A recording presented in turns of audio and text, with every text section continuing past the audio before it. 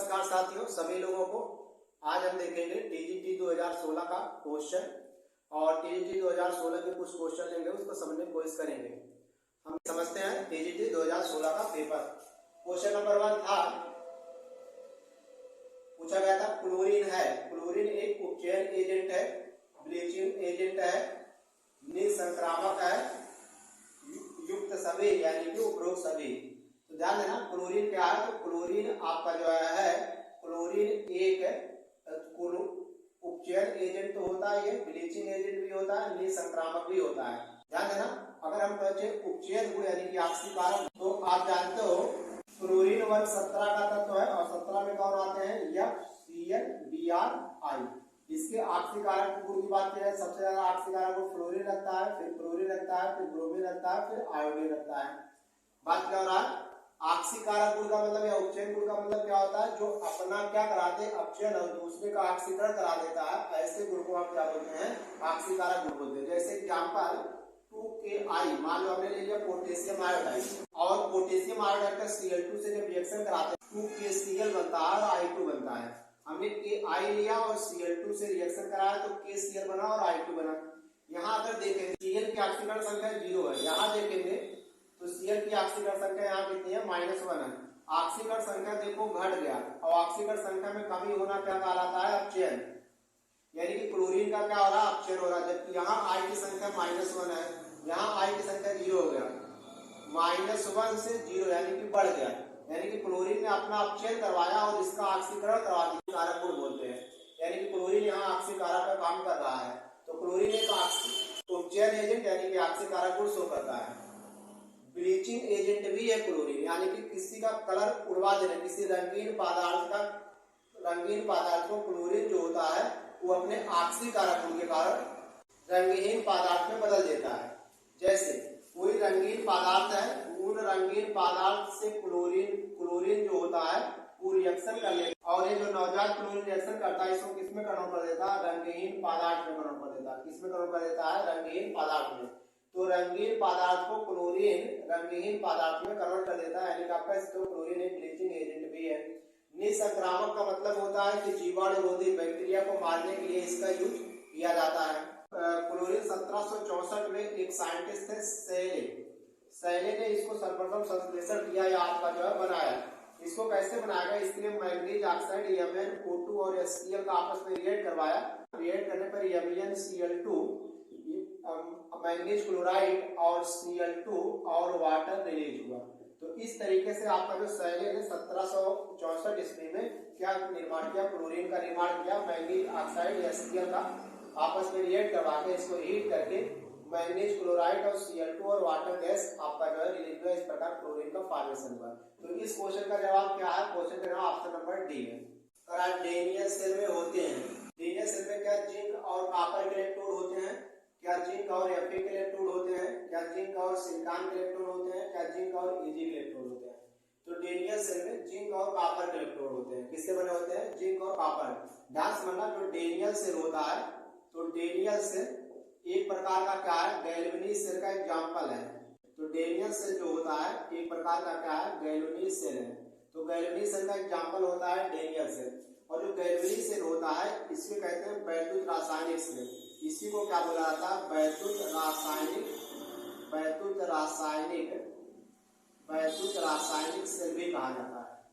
तो Daniel cell galvanic cell का एक उदाहरण होता है, और गैल्वेनिक सेल जो होता है वो एक रासायनिक सेल होता है। वैद्युत रासायनिक सेल का मतलब ये होता है कि जो डेनियल सेल या गैल्वेनिक सेल होता है ये रासायनिक ऊर्जा को किसमें बदलता है? तो ये रासायनिक ऊर्जा को किसमें कन्वर्ट कर देता है? वैद्युत ऊर्जा में। तो रासायनिक ऊर्जा में वैद्युत ऊर्जा में बदलने का काम कौन करता है? तो आंसर है डेनियल सेल करता है या गैल्वेनिक सेल करता है। दूसरी बात ये है कि जो डेनियल सेल या गैल्वेनिक सेल होता है स्वतः परिवर्ती अपक्रिया होती है। इसमें जो अपक्रिया होती है वो कैसी अपक्रिया होता है? स्वतः परिवर्ती अपक्रिया। ध्यान समझिएगा, गैल्वेनिक सेल या डेनियल सेल में स्वतः परिवर्तित अपक्रिया होती है। स्वतः परिवर्तित अपक्रिया को स्पॉन्टेनियस रिएक्शन बोलते हैं। क्या कहते हैं? Spontaneous reaction. और स्वतः परिवर्तित अपक्रिया के लिए डेल्टा G 0 से कम होता है। तो अपक्रिया स्पॉन्टेनियस होती है उसके लिए डेल्टा G 0 से कम होता है। डेल्टा G को क्या बोलते हैं? गिब्स मुक्त ऊर्जा। गिब्स मुक्त ऊर्जा 0 से कम होता है, और इस सेल की वैल्यू जो होती है वो 0 से बड़ी होती है। कम का मतलब निगेटिव में होगा और 0 से बड़ी का मतलब इससे क्या होगा, पॉजिटिव होगा हमेशा। तो स्वतः परिवर्ती स्पॉन्टेनियस अभिक्रिया, स्वतः परिवर्ती अभिक्रिया क्या होती है, वे अभिक्रिया जो अपने आप होती है, ऐसी अभिक्रिया को स्वतः परिवर्ती अभिक्रिया कहते हैं। तो डेनियल सेल या गैल्वेनिक सेल में स्वतः परिवर्ती अभिक्रिया होती है, डेल्टा जी 0 से कम होता है, इसलिए 0 से क्या होता है, आंसर बड़ा होता है। दूसरी चीज, इसमें डेनियल सेल में जो वैद्युत अपघट्ट होता है आपका जो है ZnSO4 और CuSO4 किसका काम करता है, वैद्युत अपघट्ट का। डेनियल सेल जो होता है ये जिंक सल्फेट का सॉल्यूशन होता है ZnSO4 का, इसमें जिंक की रॉड डूबी रहती है, इसकी रॉड डूबी रहती है, जिंक की छड़ डूबी होती है। और दूसरा जो होता है, दूसरा एक सॉल्यूशन होता है जो कॉपर सल्फेट CuSO4 का सॉल्यूशन होता है, और SO4 के सॉल्यूशन में किसकी रॉड डूबी रहती है, तो आंसर है कॉपर की रॉड डूबी रहती है, Cu की रॉड डूबी रहती है, और इसमें जिंक की रॉड होगी। ये जिंक की रॉड एनोड का काम करता है और ये बाहर से किसी प्रकार जुड़े रहते हैं। और यहाँ से एक और लगता है जिसको हम बोलते हैं साल्ट ब्रिज, जो यू शेप की एक नली होती है जिसको साल्ट ब्रिज बोलते हैं। इसमें KCl और तथा NH4Cl ये सब वैद्युत अपघट्ट के रूप में भरे रहते हैं। NH4Cl K2SO4 आप और कह सकते हो, अगार भी भरा जाता है, तो इसको साल्ट ब्रिज बोलते हैं, लवण सेतु बोलते हैं। इसमें जिंक सल्फेट का सॉल्यूशन होता है, जिंक सल्फेट का सॉल्यूशन जिसमें जिंक की रॉड होती है, जिंक की रॉड यहाँ एनोड का काम करती है और इसका एनोड ऋण ध्रुव होता है, और कॉपर की छड़ यहाँ कैथोड का काम करती है और इसका कैथोड कैसा होता है, तो आंसर धन ध्रुव होता है। बात क्लियर हो रहा है। और इसमें एक साल्ट ब्रिज लगा होता है जो इनवर्टेड उल्टे यू शेप की एक नली होती है जिसमें KCl और NH4Cl K2SO4 अगार क्या होता है, वैद्युत अपघट्ट का काम करता है। बात क्लियर हो रहा है। तो एक थोड़ी सी इंफॉर्मेशन थी डेनियल सेल या गैल्वेनिक सेल के बारे में। तो डेनियल सेल में जिंक और कॉपर के इलेक्ट्रोड होते हैं, जिंक का इलेक्ट्रोड एनोड का काम करता है, कॉपर का इलेक्ट्रोड किसका काम करता है, तो आंसर है कैथोड का काम करता है। इसके बाद 2021 में जो आपका TDT का एग्जाम है उसमें एक क्वेश्चन और पूछा था लेक्लांसी सेल। तो लेक्लांसी सेल में एनोड जो होता है वो जिंक का बना होता है और कैथोड जो होता है वो कार्बन या किससे बना होता है, ग्रेफाइट से बना होता है। किससे बना होता है, ग्रेफाइट से। ध्यान से समझना, लेक्लांसी सेल में एनोड जो होता है, एनोड किससे बना होता है, तो एनोड जिंक से बना होता है, कैथोड किससे बना होता है, कार्बन या ग्रेफाइट से। जो कार्बन या ग्रेफाइट होती है ये मैंगनीज डाइऑक्साइड MnO2 से क्या होती है, घिरी होती है, MnO2 चूड़ से क्या होती है, घिरी होती है। इस लेक्लांसी सेल में वैद्युत अपघट्ट के रूप में क्या बनाया जाता है, तो वैद्युत अपघट्ट के रूप में ZnCl2 और NH4Cl क्या बनाता है, NH4Cl अमोनियम क्लोराइड। तो लेक्लांसी सेल में जो है वैद्युत अपघट्ट का काम ZnCl2 और NH4 वैद्युत अपघट्ट का काम करता है। बाहरी बल द्वारा किया गया कार्य उसमें यह परिवर्तन लाने में योगदान करता है। क्या बाहरी बल द्वारा किया गया कार्य उसकी स्थिर ऊर्जा में परिवर्तन लाता है, क्या कुल ऊर्जा परिवर्तन लाता है, क्या गतिज ऊर्जा परिवर्तन लाता है, क्या उसमें परिवर्तन लाता है। ध्यान दीजिएगा, कार्य ऊर्जा प्रमेय क्या कहता है, किसी पिंड पर अगर बाह्य बल द्वारा कार्य किया जाता है तो वो कार्य उसकी गतिज ऊर्जा में परिवर्तन के क्या होता है, बराबर होता है। तो कार्य ऊर्जा प्रमेय क्या कहता है, तो कार्य ऊर्जा प्रमेय कहता है किसी पिंड पर किया गया तो कार्य होता है बाह्य बल लगाकर, बाह्य बल द्वारा किया गया कार्य उसकी गतिज ऊर्जा परिवर्तन के बराबर होता है। यानी कि पूरा प्रमेय पूछ लिया है आपसे, तो बाहरी बल द्वारा किया गया कार्य उसमें क्या परिवर्तन लाने में योगदान करता है, तो आंसर है गतिज ऊर्जा परिवर्तन लाने में योगदान करता है। लेकिन ऑप्शन नंबर कौन सही है, सी सही है। ध्यान दीजिएगा, खराब आवर्त सारणी में सर्वाधिक वैध धनात्मक तत्व कौन है, क्या लोहा है, क्या तांबा है, क्या सीजियम है, क्या लिथियम है। तो आंसर है आवर्त सारणी में सर्वाधिक वैध धनात्मक तत्व कौन होता है, तो वैध धनात्मक तत्व सीजियम होता है। वैध धनात्मकता का मतलब क्या होता है, जो तत्व इलेक्ट्रॉन त्याग कर धनायन बनाते हैं उसी गुण को हम क्या कहते हैं, वैध धनात्मक गुण कहते हैं।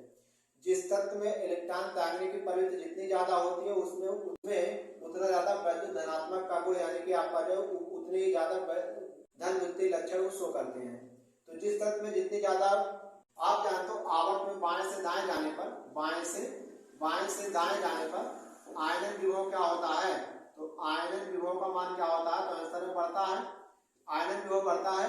इसलिए क्या घटता है, इसीलिए धन वृत्ति लक्षण घटता है, इलेक्ट्रॉन त्यागने की प्रवृत्ति घटती है। जबकि वर्ग में ऊपर से नीचे जाने पर आयनन विभव का मान घटता है, इसलिए धन वृत्ति लक्षण या प्रस्तुत इलेक्ट्रॉन त्यागने की प्रवृत्ति क्या होती है, तो आंसर है बढ़ती जाती है। तो कहने का मतलब पूरे आवर्त सारणी में सीजियम जो है वो सबसे ज्यादा वैद्युत धनात्मक तत्व। अगर पूछा जाए पूरे आवर्त सारणी में सबसे ज्यादा वैद्युत धनात्मकता तत्व कौन है, सबसे ज्यादा वैद्युत तत्व है, इलेक्ट्रॉन ग्रहण करने की प्रक्रिया सबसे ज्यादा किसमें होती है, तो आंसर है वो फ्लोरीन है, F है। तो यानी कि ऑप्शन नंबर कौन सही है, सी सही है। हाइड्रोजन परमाणु के बोहर मॉडल Rb और E क्रम अनुसार कक्षा की त्रिज्या यानी कि r क्या है, कक्षा की त्रिज्या है। इलेक्ट्रॉन की गति v है, v क्या है, इलेक्ट्रॉन की गति है। इलेक्ट्रॉन की ऊर्जा क्या है, E है। तो अगर निम्न में से कौन सी क्वांटम संख्या n क्वांटम संख्या n के समानुपाती है? क्या v r समानुपाती है यानी कि वेग और त्रिज्या? क्या r और e समानुपाती है यानी कि त्रिज्या और ऊर्जा? क्या E बाई V समानुपाती है क्वांटम संख्या के? क्या R बाई E समानुपाती है क्वांटम संख्या के? बोहर मॉडल के अनुसार 11वीं कक्षा की त्रिज्या Rn का फार्मूला क्या होता है? Epsilon not n square h square pi z m e square. Epsilon not क्या है? तो अपसाइलन नॉट निर्वात की गतिशीलता होता है। n क्या है? तो क्वांटम संख्या या तो कोश है, यश प्लांक नियतांक है और पाई आप जानते हो अचर है जिसका मान 3.4 होता है। जेड आपका परमाणु क्रमांक है, एम इलेक्ट्रॉन का द्रव्यमान है और ई का इलेक्ट्रॉन पे चार्ज है।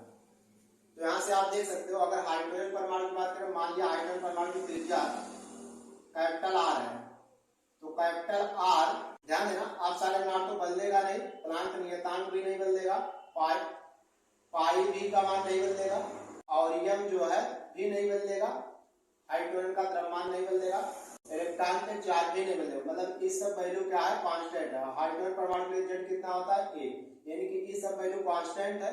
कांस्टेंट मतलब आप समझ रहे हैं नियतांक है। अगर नियतांक है तो आप कह सकते हो कि आर समानुपाती क्या हो जाएगा, यहाँ से ये स्क्वायर। समीकरण क्या, ए, बोलो। तो यहाँ से आर समानुपाती है स्क्वायर, यहाँ से आर बराबर क्या हो जाएगा, तो आर बराबर समानुपाती हटाया, एक नियतांक लगा दिया, इन सबको के लिख दिया, के एन स्क्वायर। इसको समीकरण 1 मानेंगे। ध्यान दीजिए अस्थायी कक्षाओं में इलेक्ट्रॉनिक कक्षीय चार्ज का सूत्र क्या होता है, Vn बराबर Z square by 2 epsilon not H 1/n।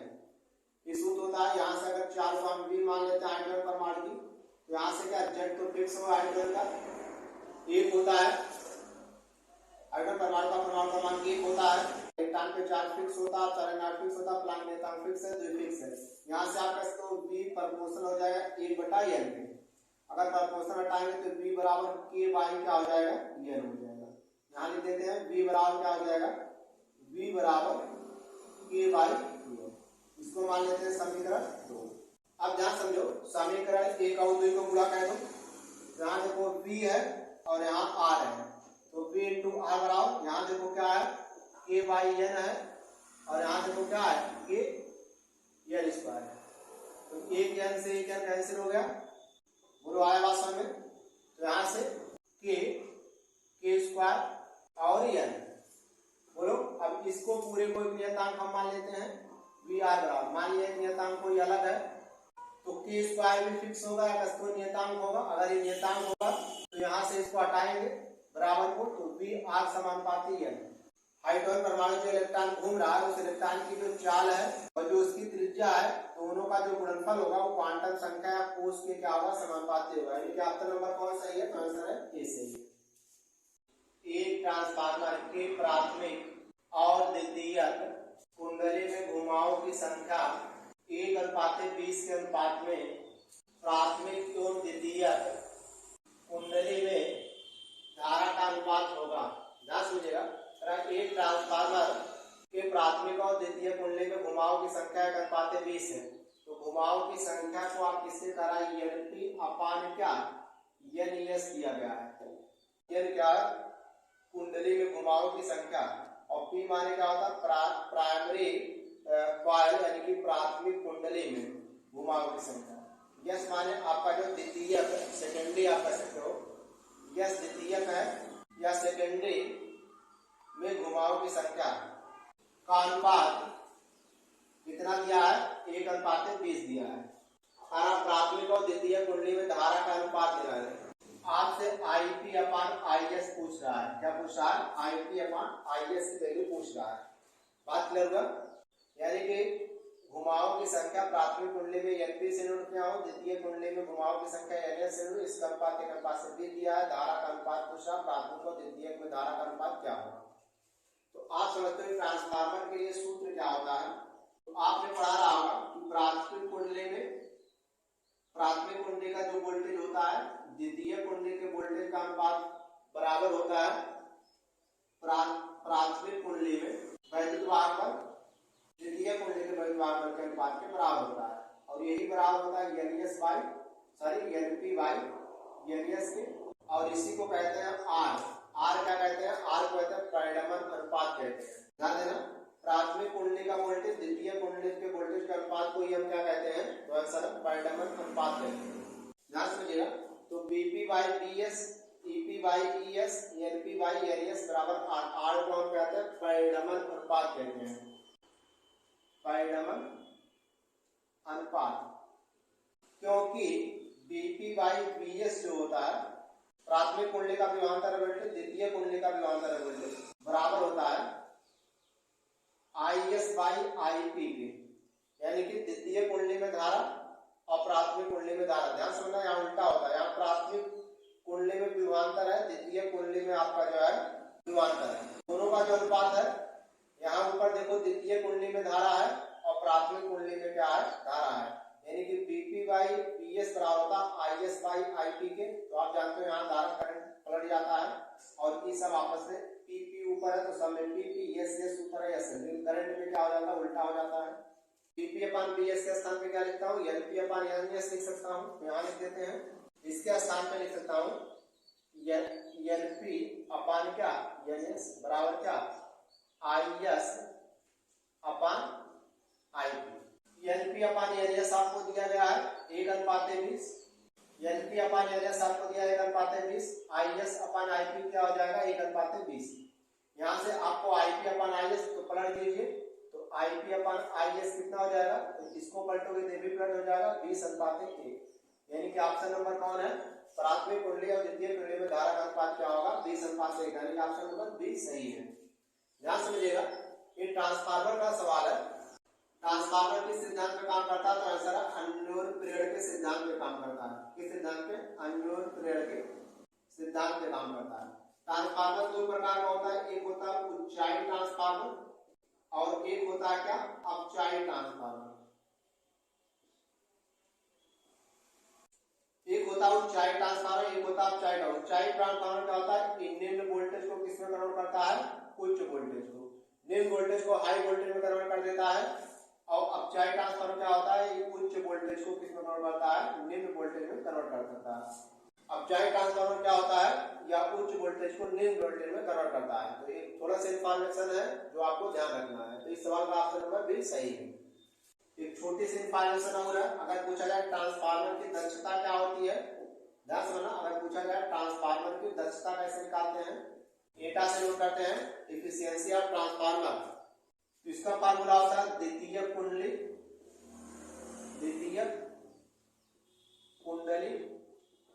पर प्राप्त ऊर्जा बटा प्राथमिक कुंडली को दी गई ऊर्जा और गुणे सम। ये होता है ट्रांसफार्मर की दक्षता निकालने का सूत्र, द्वितीय कुंडली पर प्राप्त ऊर्जा बटा प्राथमिक कुंडली को दी गई ऊर्जा गुणे सम।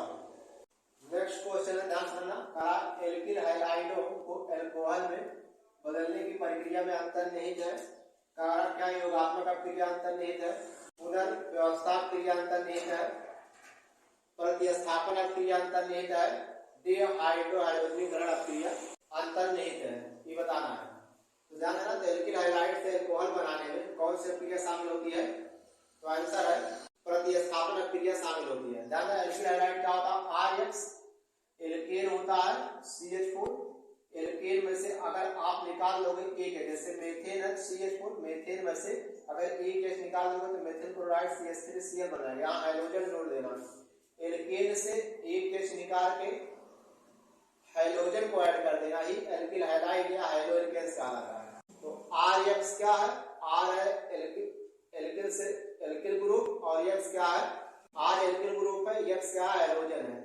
इसमें से आपका जो है एल्किल हाइड्राइड को अल्कोहल बन रहा है, जैसे इसका रिएक्शन KOH से करा दिया, पोटेशियम हाइड्रोक्साइड, तो किसमें कन्वर्ट हो जाएगा, हीट देंगे तो ROH इसके साथ चला आएगा, ROH और HX। तो यहाँ देख रहे होगे कि OH आके H को क्या करा, डिस्प्लेसमेंट करा, हटा रहा, प्रतिस्थापित कर रहा है।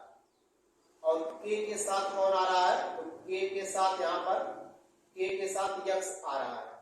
तो kx का फॉर्मेशन कर रहा है। इसका मतलब क्या है? इसका मतलब है यहाँ पर एक मॉलिक्यूल दूसरे को सब्स्टिट्यूट कर रहा है या इसको हटा रहा है, इसलिए कौन सी अभिक्रिया है? आंसर प्रतिस्थापन अभिक्रिया है। तो एल्किल हैलाइड जब अल्कोहल से रिएक्ट करता है तो रिएक्ट करने पर अल्कोहल क्रिएट करता है, किस अभिक्रिया द्वारा? आंसर प्रतिस्थापन अभिक्रिया द्वारा। तो इसका सही जवाब है ऑप्शन नंबर सी। थोड़ा सा इसमें और इंफॉर्मेशन समझ लेते हैं। एल्किल हैलाइड जैसे R का स्थान में CH3 ले लिया, आप जानते हो FCl BrI, इनमें से कोई रख सकते हो। अगर हमने मान लो यहाँ पर हमने ले लिया X स्थान पे एक बार CH3Cl ले लिया, एक बार CH3Br ले लिया और एक बार CH3I ले लिया। इनके आबद्ध लंबाई क्रम, यहाँ R के स्थान पे C2H5 भी हो सकता है, कोई भी एल्किल हैलाइड हो सकता है। आबद्ध लंबाई का अगर आपसे क्रम पूछा जाए तो आबद्ध लंबाई का क्रम क्या होगा?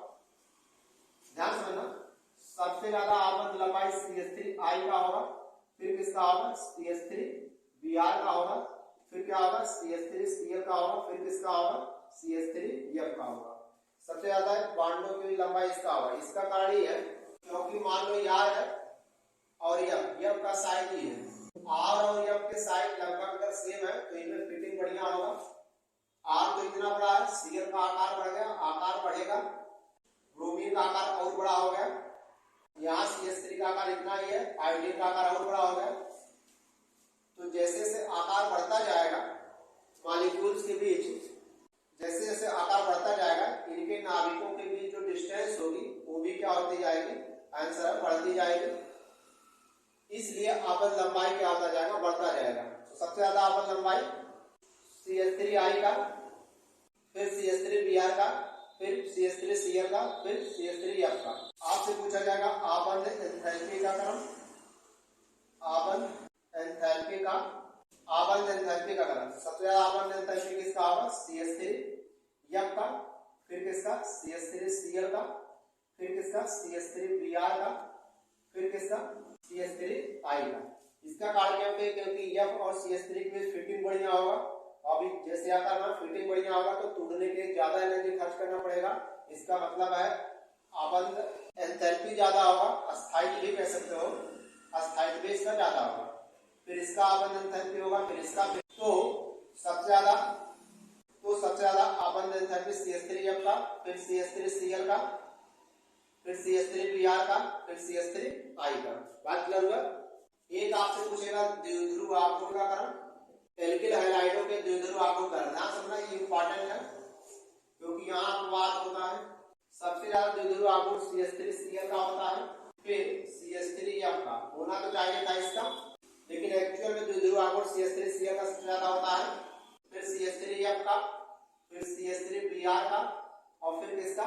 तो आंसर है CH3I का।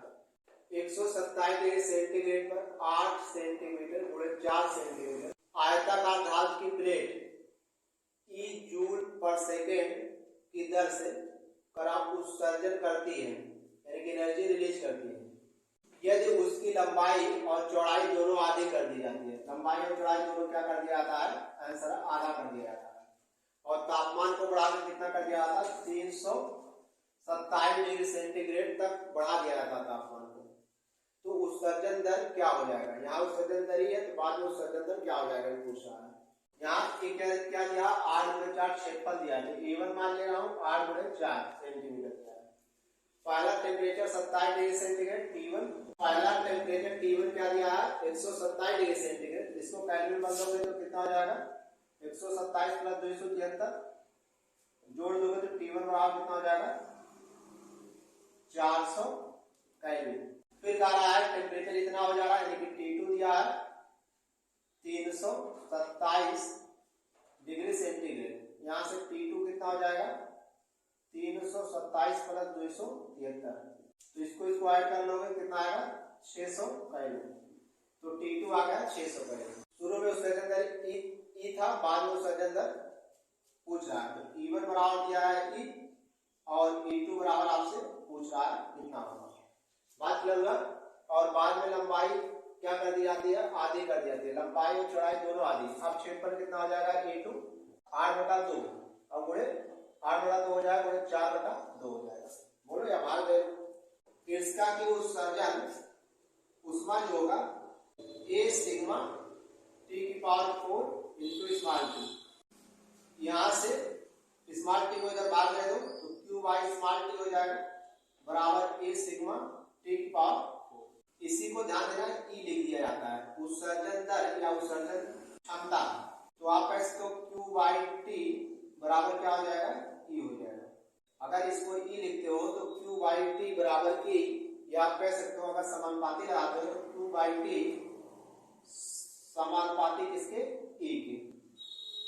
अब सॉल्व कर दीजिए, यानी कि Q बाई टी को हम क्या बोलते हैं, उत्सर्जन दर बोलते हैं, उत्सर्जन क्षमता बोलते हैं। यहाँ से E देखो कितने के बराबर है, इतने के स्थान पे ये लिखा गया, इसका मतलब है E1 बाई अगर E2 निकालते हैं यहाँ क्या हो जाएगा A1 by A2, sigma sigma cancel हो जाएगा, लिखने की जरूरत है नहीं, और T1 की पावर 4 बाई T2 की पावर 4, यानी कि पूरे पावर लगा देता हूँ 4। आया बात समझ में, मान रख दीजिए खत्म। E1 कितना दिया है शुरू में, E दिया गया है। E2 आपको ज्ञात करना है। E1 क्षेत्रफल कितना दिया था शुरू में, क्षेत्रफल शुरू में 8/4 दिया गया है, 8/4। बाद में क्षेत्रफल इतना हो जा रहा 8/2 गुणित 4 और गुणित T1, शुरू में T1 कितना है 127, अभी हल किया था तो 400 आया था, और T2 कितना आया था 600, पावर कितना 4। इसके बाद आपको सॉल्व करना है। देखो 4 से 4 कैंसिल, 8 से 8 कैंसिल, तो यहाँ से E बटा E2 बराबर क्या हो जाएगा, 4 ऊपर 4, 2 दूनी 4, 4 ऊपर चला जाएगा 4, 2 0 से 2 0 कैंसिल, 2 दूनी 4, 2 तिहाई 6, 4 घात करोगे तो 2 की पावर 4 कितना हो जाएगा 16, 3 पावर 4 कितना हो जाएगा, तो आंसर है 81। बात क्या होगा, तो यहाँ से E बटा E2 बराबर क्या हो जाएगा 16 चौका 64/81। तो आपसे E2 चाहिए तो E2 बराबर क्या हो जाएगा 81, ऊपर ले जाओ नीचे 64, इधर गया इधर आया इधर, और इंटू क्या आ जाएगा E। तो यानी कि ऑप्शन नंबर कौन सही है, ऑप्शन नंबर बी सही है। ये फेज से कुछ सवाल थे जिसको हमने सॉल्व किया, इसके बाद जो और सवाल बच रहे हैं उसको हम सॉल्व करेंगे नेक्स्ट वीडियो में। तो आज के लिए इतना ही, मिलते हैं नेक्स्ट वीडियो में, तब तक के लिए धन्यवाद।